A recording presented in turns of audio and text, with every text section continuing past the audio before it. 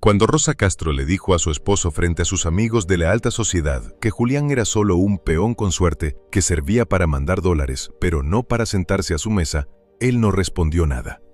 Llevaba 20 años soportando el peso de vigas de acero en Nueva York, pero ese desprecio pesaba más que todo el metal del mundo.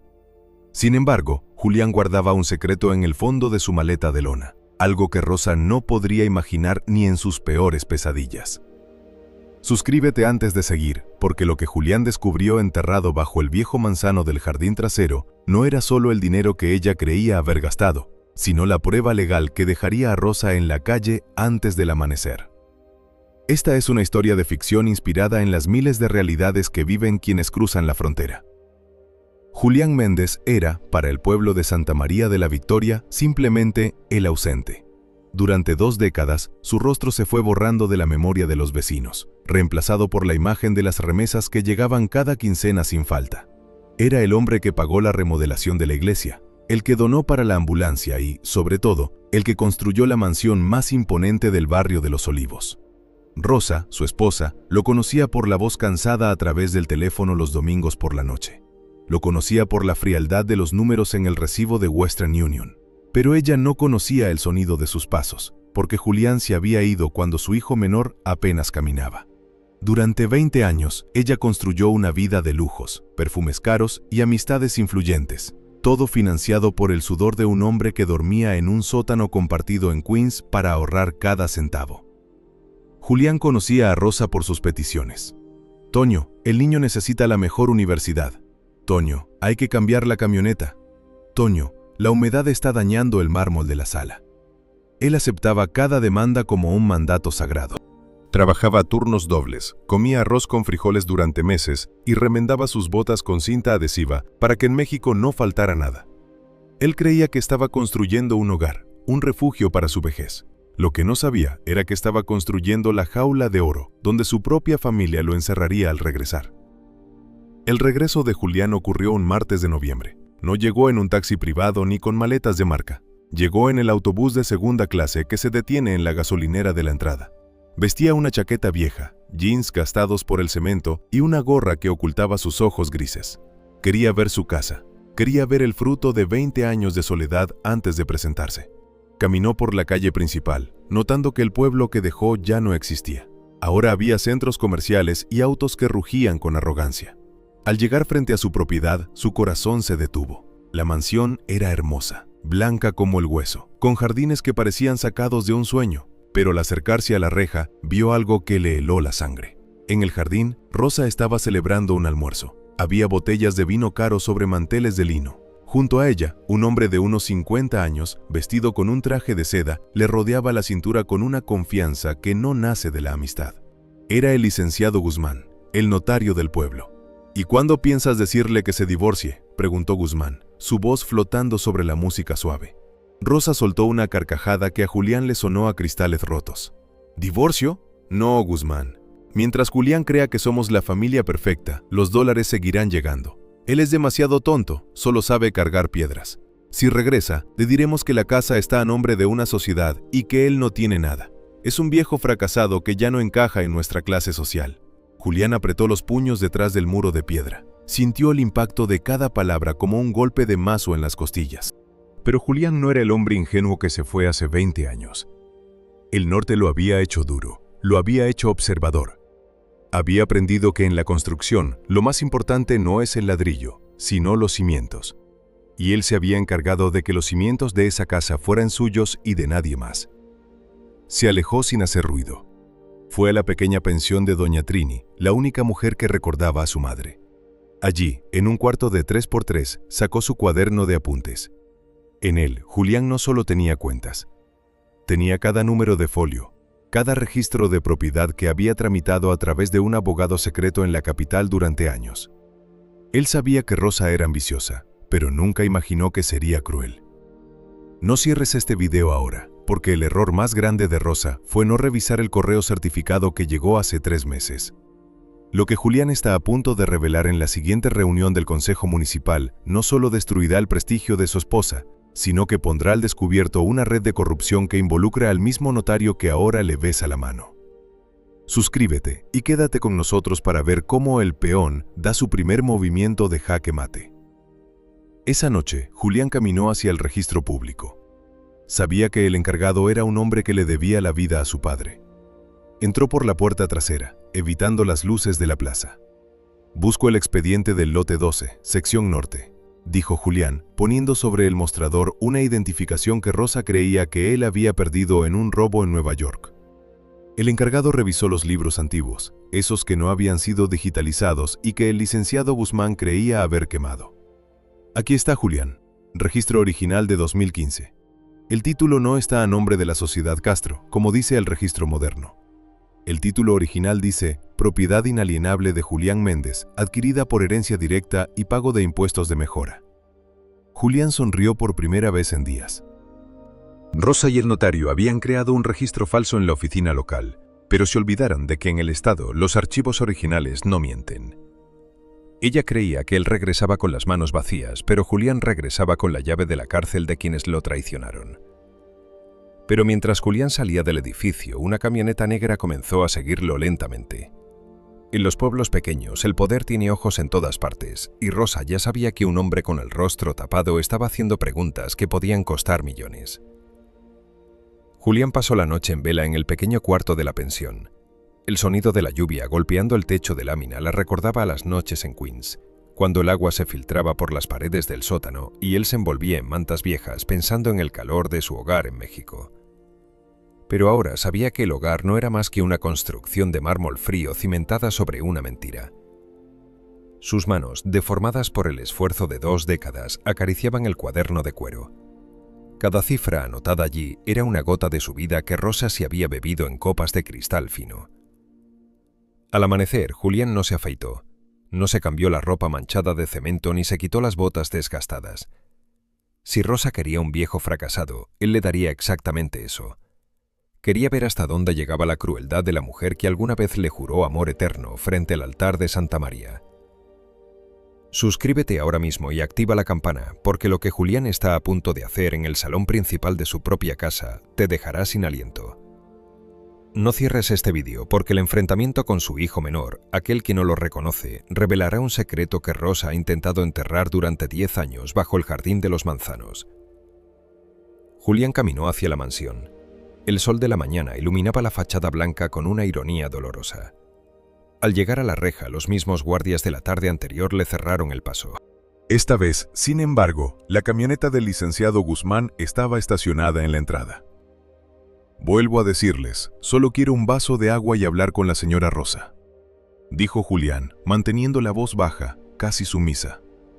«Ya te dimos dinero ayer, viejo terco. ¡Lárgate!», gritó uno de los guardias, empujándolo. En ese momento, la puerta principal se abrió. Rosa salió acompañada de Guzmán. Ambos lucían frescos, vestidos con linos caros y oliendo a perfumes que costaban más que el salario mensual de un obrero. Rosa vio a Julián en la reja y su rostro se contrajo en una mueca de asco supremo. «Déjelo pasar», ordenó Rosa con un tono gélido. «Si este hombre insiste en que vive aquí, vamos a darle una lección que no olvidará». Julián entró. Sus botas pesadas ensuciaban el suelo de mármol pulido que él mismo había pagado con remesas extraordinarias hace 5 años. Rosa lo guió hasta el salón principal, donde las paredes estaban adornadas con cuadros de artistas modernos y fotos de ella con políticos locales. No había ni una sola foto de Julián, ni una sola mención al hombre que hizo todo eso posible. «Siéntate en el suelo, es donde perteneces con esa facha», siseó Rosa, mientras se sentaba en un sofá de cuero italiano. Guzmán se quedó de pie a su lado, como un perro guardián que espera su recompensa. «Rosa, ¿por qué me borraste de esta casa?», preguntó Julián, mirando a su esposa a los ojos. Rosa soltó una carcajada estridente. «¿Borrarte? Julián, tú te borraste solo el día que decidiste que tu vida era ser un peón en el norte. Esta casa es para gente con visión, para gente que sabe moverse en la sociedad. ¿Qué harías tú aquí? Tus manos huelen a mezcla y tus palabras a ignorancia. Eres un estorbo para el futuro de tus hijos». En ese momento, bajó por las escaleras un joven de unos 22 años. Era Mateo, el hijo menor de Julián. Vestía ropa deportiva de marca y sostenía un teléfono de última generación. Miró a Julián con una indiferencia que le dolió más que un latigazo. «Mamá, ¿quién es este indigente?», preguntó Mateo sin detenerse. «Dice que es tu padre, Mateo. ¿Qué te parece?», respondió Rosa con malicia. Mateo se detuvo y miró a Julián de arriba abajo. «Mi padre es un empresario exitoso en Nueva York que me manda dinero para mis viajes. Este hombre no es nada. Sáquenlo de aquí, huele mal, y tengo amigos que van a venir en un rato». Julián sintió que el corazón se le partía en 1000 pedazos. El niño al que le mandaba regalos cada Navidad, el joven al que le pagó la universidad privada más cara del país, lo llamaba nada. No cierres este video ahora, porque el error más grande de Rosa fue subestimar la memoria de un hombre de campo. Lo que Julián sacó de su bolsillo no fue una súplica de perdón, sino una factura de una clínica privada de la capital que Rosa creía haber destruido. Suscríbete para ver cómo la cara de la villana se transforma cuando Julián revele que sabe lo que ella hizo con el dinero destinado a la operación de su madre. «Así que soy nada, Mateo», dijo Julián poniéndose de pie. Su estatura, forjada en la carga de vigas de acero, pareció llenar la habitación. Ya no se veía como un mendigo, se veía como un juez. «Rosa, le dijiste a Mateo que yo era un empresario. Pero le ocultaste que mientras yo dormía en el suelo para mandarte $10,000 al mes, tú dejaste que mi madre muriera en un hospital público porque preferiste gastar el dinero de su operación en la camioneta que Guzmán conduce ahora». Rosa palideció. Guzmán dio un paso adelante, intentando intimidar a Julián. «Escuche, Méndez, usted no tiene pruebas de nada. Esta casa está a nombre de la corporación Hogar de Ensueño, de la cual la señora Rosa es la administradora única. Usted legalmente no existe aquí». Julián sonrió. Una sonrisa lenta, amarga, de alguien que sabe que tiene el as de espadas en la manga. «Tienes razón, Guzmán. Tú redactaste los papeles de esa corporación. Pero te olvidaste de un detalle técnico que solo un constructor conoce: los cimientos. Esta casa se construyó sobre un terreno que mi padre me heredó con una cláusula de patrimonio familiar inalienable. Cualquier construcción encima de esta tierra pertenece al dueño del suelo, no a la corporación». Guzmán se rió, pero su risa fue nerviosa. «Eso es ley vieja, Méndez. Ya lo actualizamos en el registro municipal». «¿En el registro municipal que tú controlas?». «Sí», respondió Julián. «Pero ayer visité el archivo estatal. El documento original de 1945 está a salvo, y allí dice que si yo, Julián Méndez, regreso vivo, cualquier movimiento de tierra o propiedad hecho en mi ausencia sin mi firma autógrafa certificada por el consulado es nulo de pleno derecho. Eso significa, Rosa, que esta casa, tus cuadros, tus muebles y hasta la ropa que llevas puesta son legalmente míos». Rosa se levantó, gritando fuera de sí. «¡Mentira! ¡Guardias, sáquenlo! Llamen a la policía y digan que es un impostor peligroso». Los guardias entraron al salón y tomaron a Julián por los brazos. Él no se resistió, pero antes de que lo arrastraran fuera, apareció en el pasillo una joven de unos 25 años. Era Lucía, la hija mayor de Julián. Tenía los ojos rojos, como si hubiera estado llorando. En su mano llevaba una grabadora pequeña. «No lo toquen», dijo Lucía con voz temblorosa pero firme. «Lucía, vete a tu cuarto. Esto no es asunto tuyo», ordenó Rosa. «Es asunto mío desde el momento en que me obligaste a mentirle a papá por teléfono durante 3 años», respondió Lucía. «Papá, tengo grabada la conversación de anoche. Tengo a Rosa y a Guzmán planeando cómo internarte en un hospital psiquiátrico si regresabas para que no pudieras reclamar las tierras». El caos se desató en la mansión. Rosa intentó arrebatarle la grabadora a su hija, pero Julián, con un movimiento rápido de sus manos curtidas, se soltó de los guardias y protegió a Lucía. Pero la verdadera sorpresa estaba por llegar.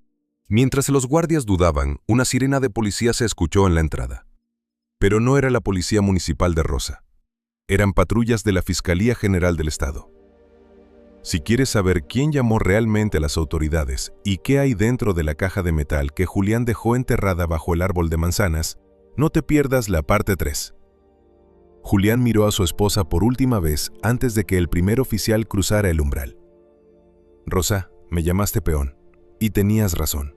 Soy un peón que sabe cómo construir. Y hoy voy a demoler tu mentira hasta que no quede ni una piedra sobre otra». La policía entró no para arrestar al mendigo, sino para entregar una notificación de embargo precautorio sobre la propiedad. Rosa gritaba, Mateo lloraba de confusión y Guzmán trataba de esconderse en la cocina. Andrés caminó hacia el jardín trasero, hacia el viejo manzano. Sabía que allí, donde su padre enterró sus ahorros de la revolución, él había escondido su seguro de vida antes de irse al norte hace 20 años. Un seguro que Rosa nunca encontró porque ella nunca supo lo que era cavar la tierra con sus propias manos. El aire en el jardín de la mansión Méndez estaba saturado de un silencio eléctrico, solo roto por el llanto histérico de Rosa y el sonido de las botas de los agentes de la fiscalía sobre la grava importada. Julián caminaba con paso firme hacia el rincón más alejado de la propiedad, un lugar donde el lujo del sistema de riego automático no llegaba, el viejo manzano. Ese árbol era lo único que sobrevivía de la humilde parcela de su padre, una reliquia de madera retorcida que Rosa había intentado talar 3 veces, pero que siempre terminaba conservando por un extraño presentimiento que ni ella misma sabía explicar.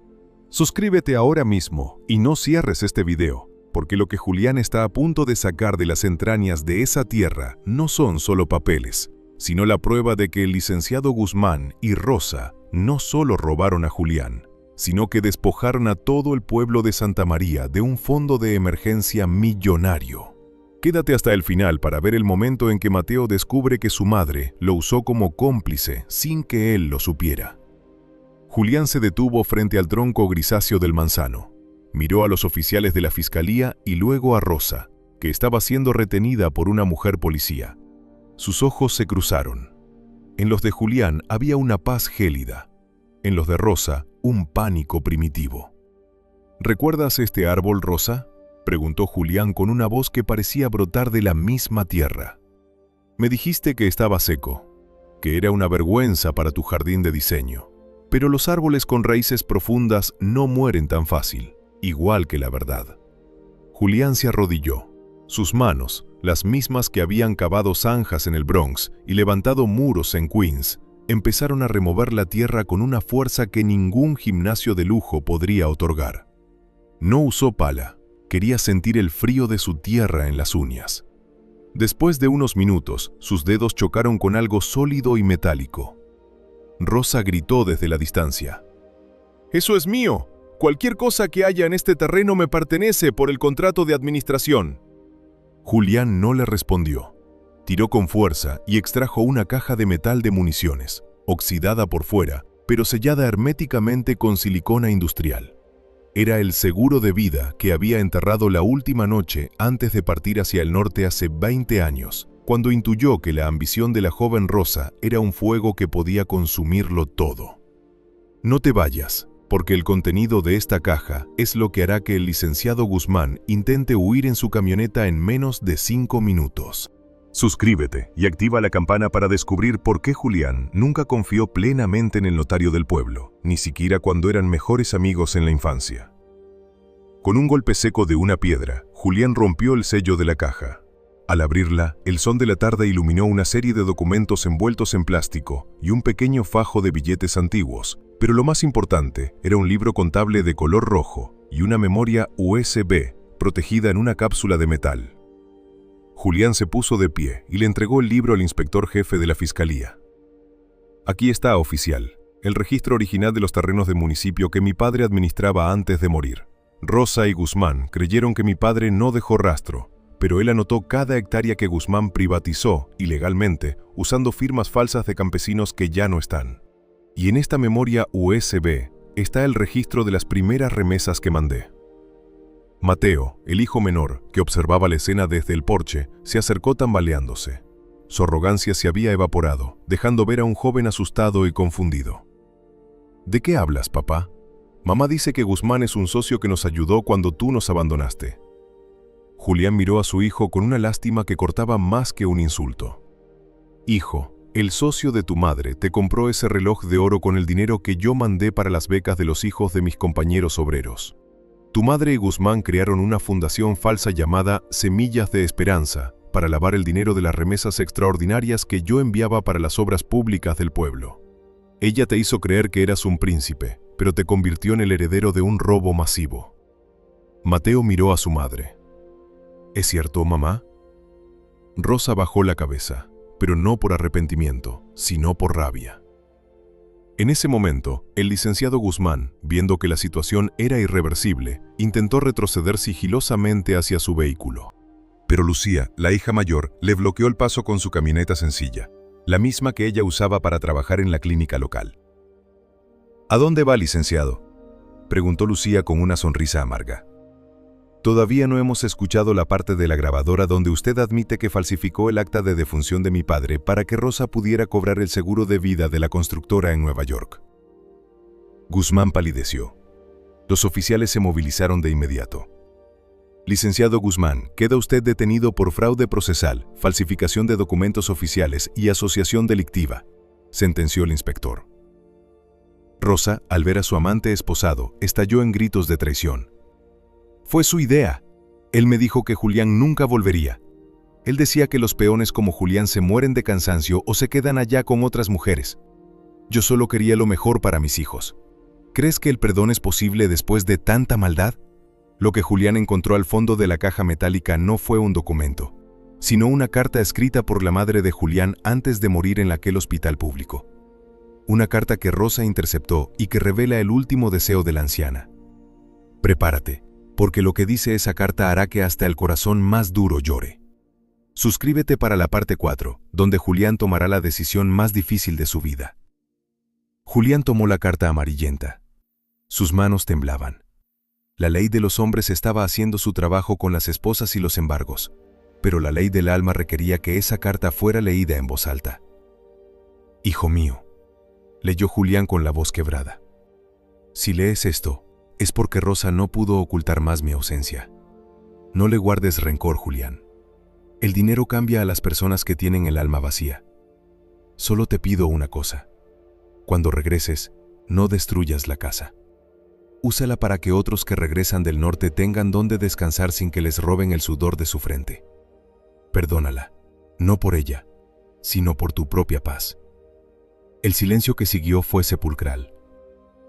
Rosa cayó de rodillas sobre la grava, sollozando, dándose cuenta de que la mujer a la que dejó morir en la miseria era la única que intentaba salvarla desde la tumba. Julián cerró los ojos. Por un momento, el lujo de la mansión desapareció, y solo quedó el recuerdo del sótano en Queens, de los sándwiches fríos y del olor a cemento. Todo ese esfuerzo, toda esa soledad, lo habían llevado a este momento de justicia amarga. Oficial, dijo Julián entregando los documentos finales. Procedan con el inventario total. Rosa tiene 1 hora para recoger sus pertenencias personales. Mateo, puedes irte con ella si quieres. Lucía, tú te quedas conmigo. Tenemos mucho que reconstruir, y no hablo de paredes. Esa noche Julián se sentó en el suelo del salón, justo donde Rosa lo obligó a sentarse horas antes. No había muebles, pues todo estaba bajo custodia legal, pero por primera vez en 20 años, Julián se sentía el hombre más rico del mundo. Porque al fin, después de décadas de ser el ausente, estaba presente en su propia vida. Sin embargo, en las sombras de la noche, Guzmán no estaba solo en la celda del pueblo. Tenía un teléfono escondido y el primer número que marcó fue el de un grupo criminal que operaba en la frontera, los mismos que le ayudaban a limpiar los terrenos del municipio. Necesito un trabajo rápido, siseó Guzmán. Hay un viejo en la mansión Méndez que tiene archivos que nos hundirán a todos. Quémenlo todo esta noche. La noche en Santa María de la Victoria cayó con un peso inusual. El silencio no era de paz, sino de esa calma tensa que precede a los grandes incendios. Julián Méndez permanecía sentado en el suelo de lo que alguna vez fue su sueño, apoyado contra la pared desnuda del salón. A su lado, Lucía dormitaba con la cabeza en su hombro. Julián miraba sus manos a la luz de una vela. Los callos parecían brillar como armaduras. Había pasado 20 años construyendo rascacielos que rozaban las nubes de Nueva York. Pero estar allí, en el suelo de su propia tierra, lo hacía sentir más alto que cualquier edificio de Manhattan. Suscríbete ahora mismo y no cierres este video, porque lo que sucedió cuando 3 hombres encapuchados saltaron la reja trasera de la mansión te dejará el corazón latiendo a 1000 por hora. Quédate hasta el final para ver cómo Mateo, el hijo que despreció a su padre, tiene que elegir entre el oro de su madre o la vida del hombre que le dio todo. Eran las 2 de la mañana cuando el olor a gasolina empezó a filtrarse por debajo de la puerta principal. Julián, cuyo instinto de supervivencia se había afinado en los barrios más duros de Queens, abrió los ojos de golpe. No fue el ruido lo que lo despertó, sino el cambio en la densidad del aire. Los hombres de Guzmán, sicarios de poca monta que el notario usaba para convencer a los campesinos de vender sus tierras, no buscaban robar, buscaban cenizas. Un estallido de vidrio rompiéndose resonó en la cocina. Segundos después, una lengua de fuego anaranjado empezó a lamer las cortinas de seda que Rosa tanto había presumido. «¡Lucía, despierta!», gritó Julián, levantando a su hija con una fuerza que no parecía propia de un hombre de su edad. «¡La casa está ardiendo!». Lucía entró en pánico al ver el humo negro invadiendo el pasillo. «Papá, las puertas están bloqueadas por fuera. ¡Nos tienen encerrados!». Mientras tanto, en la calle, Rosa observaba desde la camioneta de Guzmán, que él le había dejado antes de ser arrestado. Su rostro, iluminado por el resplandor del incendio, no mostraba rastro de arrepentimiento. En su mano apretaba un teléfono donde el abogado de la capital le acababa de confirmar que, sin los documentos originales que Julián desenterró, ella aún podría reclamar una indemnización millonaria por siniestro accidental. «Que arda todo», susurró Rosa. «Que arda el viejo y sus papeles de peón». Pero Rosa olvidaba algo fundamental. Ella solo conocía la fachada de la mansión. Julián conocía cada nervadura, cada tubería y cada viga porque él mismo las había diseñado desde la distancia. No cierres este vídeo, porque el error más grande de los atacantes fue creer que Julián intentaría salir por la puerta principal. Suscríbete y activa la campana para descubrir qué secreto escondía Julián bajo las baldosas de la cocina, un refugio que construyó con sus propias manos durante sus breves vacaciones secretas hace 5 años. «Ven conmigo», ordenó Julián, arrastrando a Lucía hacia la cocina, donde el calor ya era insoportable. Con un movimiento rápido, Julián movió la pesada mesa de granito y buscó una ranura casi invisible en el suelo. Introdujo una pequeña palanca de acero que siempre llevaba en su bota y levantó una losa. Debajo aparecía una escalera de metal que bajaba hacia un sótano de concreto reforzado.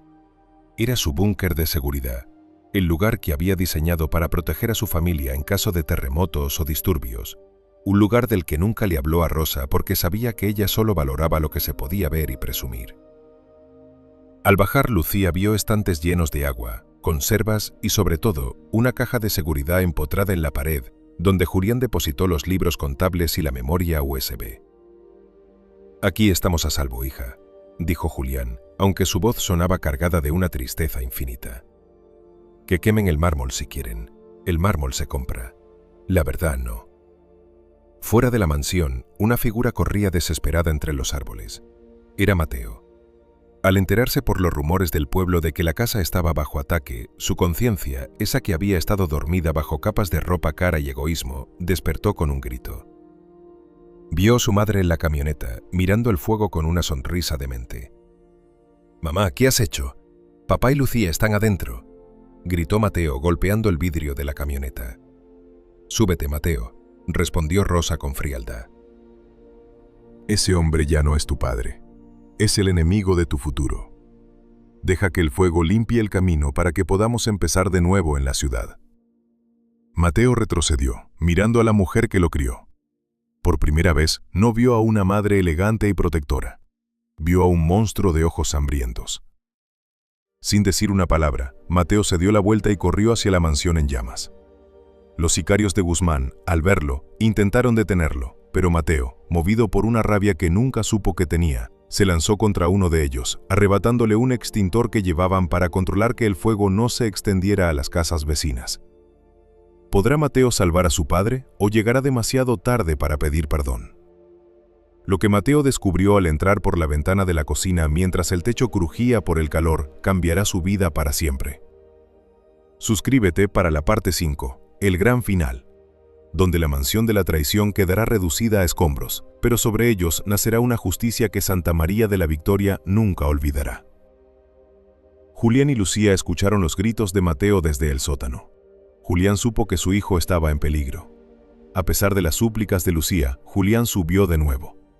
Vio a su hijo asfixiándose por el humo, tratando de abrir la puerta del sótano sin saber que era corrediza.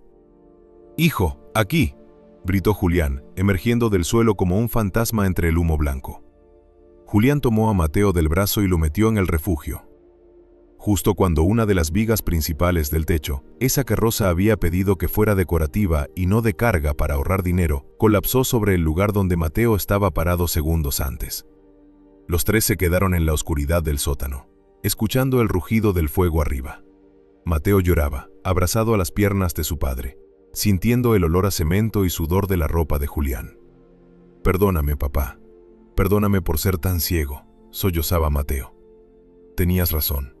Todo este lujo era una cárcel de mentiras». Julián le puso su mano ruda sobre la cabeza. «El fuego quema la madera, hijo, pero purifica el acero. Bienvenido a casa, Mateo». Al amanecer, cuando los bomberos finalmente lograron extinguir las cenizas de la mansión Méndez, Rosa se acercó con un pañuelo en los ojos, fingiendo un llanto desolado frente a los periodistas locales que habían llegado.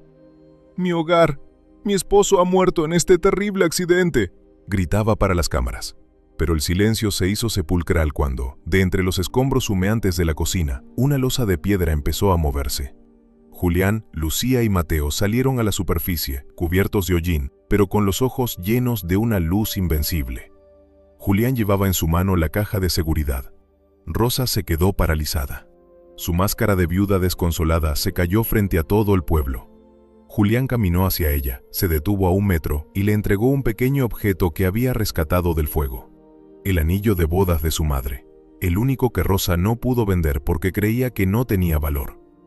«Rosa», dijo Julián con una voz que resonó como el trueno en la montaña. «El fuego no se llevó la verdad, solo se llevó tus mentiras». «Oficiales», dijo dirigiéndose a los federales que esperaban en la entrada, «aquí tienen a la mujer que ordenó el incendio. Y aquí», señaló la memoria USB, «está la prueba de que cada centavo que ella dice que es suyo, en realidad pertenece a los huérfanos del pueblo que ella y Guzmán despojaron». Rosa fue esposada frente a su hijo y su hija. Mientras se la llevaban, ella no miró a Julián. Miró las ruinas de la casa, llorando no por su familia, sino por el mármol perdido. Pero esta historia no termina aquí. Lo que Julián encontró en la cuenta secreta de Rosa en las Islas Caimán, una cuenta que Guzmán no conocía, reveló que Rosa planeaba traicionar también al notario. Hay un último giro que involucra la verdadera identidad de Mateo. Prepárate para el gran final en la parte 5. El sol de la mañana iluminaba las ruinas de la mansión Méndez con una claridad despiadada. El humo blanco aún se alzaba desde los escombros de lo que Rosa llamó su reino, pero para Julián el aire nunca se había sentido tan puro. Se encontraba de pie junto al viejo manzano, cuyas hojas estaban chamuscadas, pero cuyo tronco permanecía firme, como un centinela que ha sobrevivido a la guerra. Lucía y Mateo estaban a su lado, cubiertos de hollín, con el peso de una noche que duró 20 años reflejado en sus ojos. No cierres este vídeo ahora, porque el secreto final que Julián descubrió al rastrear la cuenta bancaria de las Islas Caimán revelará una traición que va más allá del dinero. Quédate hasta el último segundo para ver cómo Julián decide el destino de su hijo Mateo tras descubrir quién es su verdadero padre. Suscríbete para ver el final más impactante de esta serie. 2 semanas después del incendio, Julián caminó por los pasillos fríos de la prisión estatal. No vestía trajes caros, sino una camisa de franela limpia y sus botas de trabajo. Se detuvo frente al cristal de la sala de visitas. Del otro lado, Rosa apareció escoltada por 2 guardias. Ya no había rastro de la mujer elegante que brindaba con vino caro. Tenía el cabello grisáceo, la piel pálida y una mirada cargada de un odio que el encierro solo había alimentado. ¿Vienes a burlarte, Julián?, siseó Rosa pegando sus manos al cristal. Aunque me quites la casa, Guzmán tiene gente afuera. Tenemos cuentas que tú, un simple peón, nunca podría rastrear. Saldré de aquí y recuperaré lo que es mío. Julián mantuvo la calma, esa serenidad que solo te da haber mirado el abismo desde un andamio a 100 metros de altura. Sacó una carpeta de su bolso y la puso contra el cristal. Guzmán no tiene gente afuera, Rosa. Él firmó una confesión completa a cambio de evitar la cadena perpetua por el incendio. Y sobre tus cuentas en las Islas Caimán... Julián sonrió con una lástima que hizo temblar a Rosa.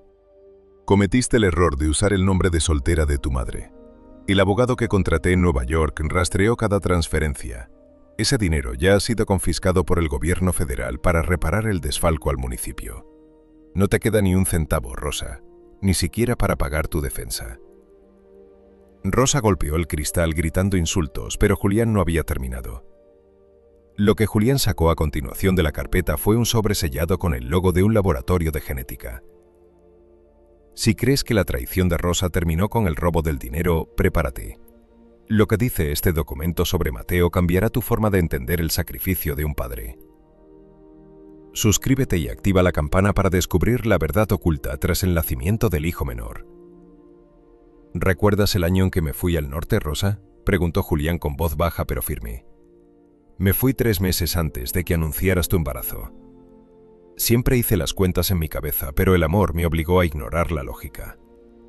En el sótano de la mansión, mientras el fuego consumía tus cuadros, encontré una carta de Guzmán fechada en aquella época.